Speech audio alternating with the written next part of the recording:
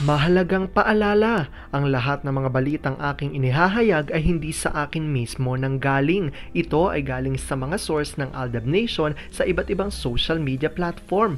Ako ay tagapaghatid lamang at nagbibigay ng komento. Magandang araw mga Aldab Nation! May panibago na naman po akong update para sa inyong lahat. Pero bago natin ito umpisahan ay huwag niyo munang kalimutan na mag-subscribe sa aking YouTube channel at i-click mo na rin ang katabing bell button para maging updated ka sa mga latest videos na i-upload ko. At kapag umabot na ng 100,000 subscribers ang aking channel, ay may sorpresa ako para sa inyong lahat. Alam kong excited na kayo, kaya naman ngayon, umpisahan na natin ang ating kwentuhan. Ang pag-uusapan natin ngayong araw na ito kung saan magre-retired na raw pala sa showbiz. Ang tanong ng marami, bakit kaya at ano ang dahilan?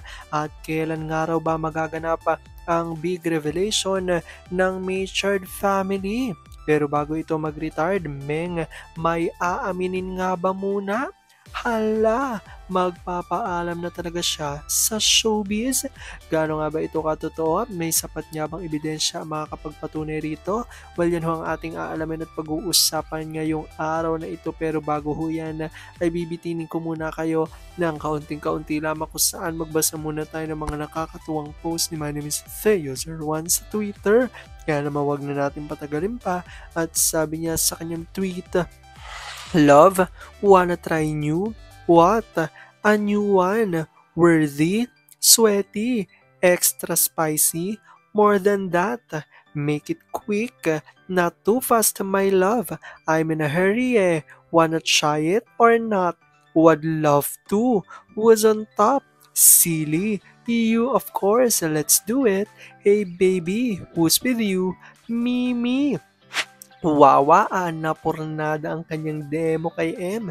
Biglang sulpot si baby. Hindi na kayo natuto talaga, sabing ilak lagi ang pinto eh. Ayan ang PA ang pabalingan mo ng Ines. Sanay na yan sa tantrums mo. Go baby, love na kay Mimi. Love, hintayin mo ko love ha. Ingat sa pag-uwi pa. I love you ma. Love you too. Huwag magpapagod ng husto ma. Papagurin pa natin ang isa't isa later. Gagi, naka-advance deposit ka na kanina. Iba naman yon. Tama na muna yon, medyo masamang pakiramdam ko pa. Lalagnatin ka ba ma? Medyo. Uwi ako agad. Alam ko, tuwan-tuwa ako kay sa ating binasa pero ngay pag-uusapan na natin ang ating main topic.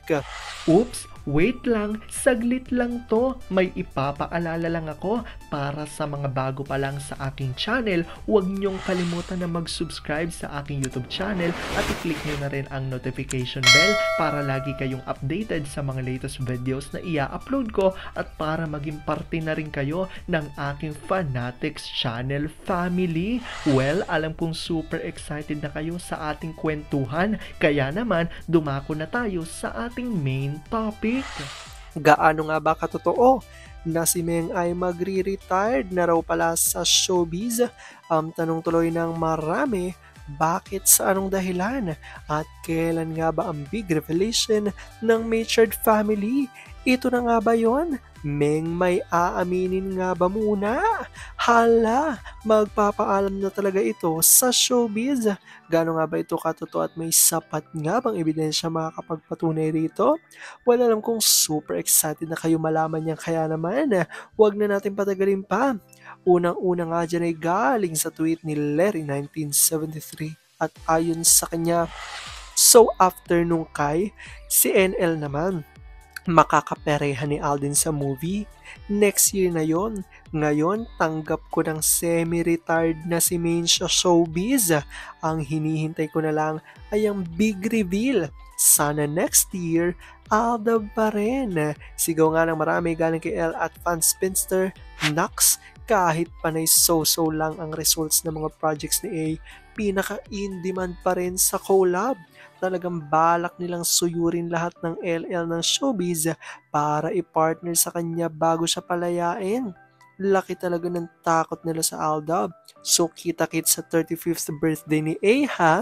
Sabi ni Larry, kita-kits na lang po. Sana'y hindi gawing palabunutan ang pangalan ng babanggitin niyang name on his 35th birthday. Sagot ni Glow574, baka kaya naghiwalay si AC na hobby siya. Next target, I'm after Sisteret na Makati din. O diba ang ganda ng kwento ni X Network, no to solo projects? Sabi ni X Creature, suntok sa buwan hanggat may contract si Boy kay Kamuning. It will never happen unless destiny will do its part. I still believe that time is the ultimate truth teller in God's perfect time. At sagot ni Larry, I agree, let's just wait and see. Pray na lang tayo na dahil sa may skandalong naglalabasan ay unti-unting may maglabas ng katotohanan na sa Rasuela lang ang lahat ng nagaganap. Sabi ni X-Creature, ang galing, 7 likes and 16 reposts. Aldab's anniversary, it means to stay. It will happen anytime soon. God will make it done. Sabi ni Chiclet, as long as na may contract si Boy kay Kamuning, drawing lang yung 35th birthday. Matatapos din yung drama nila. Gods will take care of it. Aldab pa rin. Sabi ni Evangeline Darwan na praying for that day, God knows He is in control. Sabi naman ni Funky Tiger, yes, suntok sa buwan. Matitigil lang yung paglaos na siya.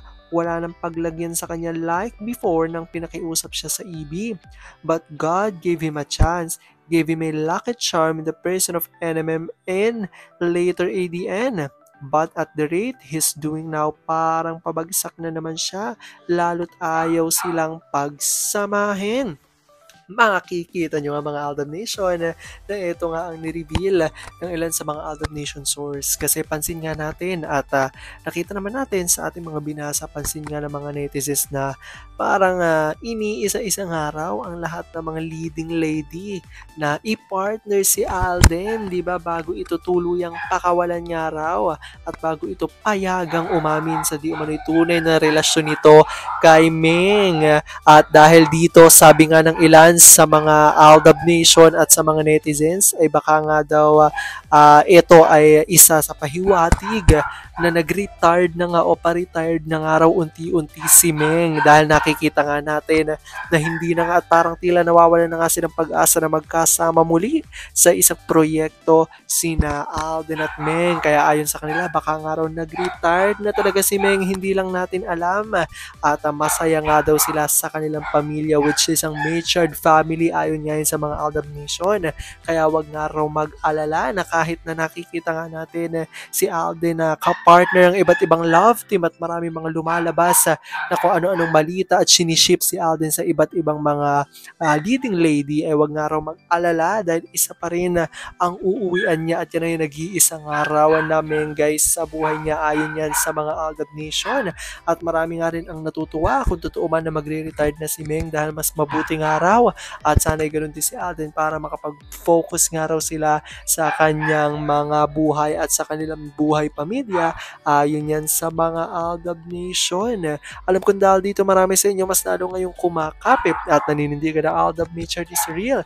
Pero sabi nga natin na kahit na ano pa man na magdesisyon ni na Alden at Ming sa kanilang buhay, karera at buhay pag-ibigay, kailangan natin sila supportan, kailangan natin itong tanggapin ng buong buo dahil yon ang kanilang deserve. At yan ang aking update for today's video. Maraming salamat sa panonood at pagtapos sa videong ito. Kung nakapag-subscribe ka na, welcome sa Fanatics Channel family. Kung hindi pa naman, huwag ka nang mahiya. Mag-subscribe ka na. Pindutin mo na yan. I-click mo na rin ang katabing bell button para makatanggap ka ng notification kapag may bagong update para sa iyo. Para naman sa parte na ng aking pamilya, punta lang sa aking channel at i-click ang videos para mapanood mo at malaman mo pa ang mga nakaka-good vibes at nakakakilig na fresh news about Maychard. Muli, ako ho ang inyong lingkod na patuloy na maghahatid ng good vibes every day. Thank you mga Aldab Nation. Ingat!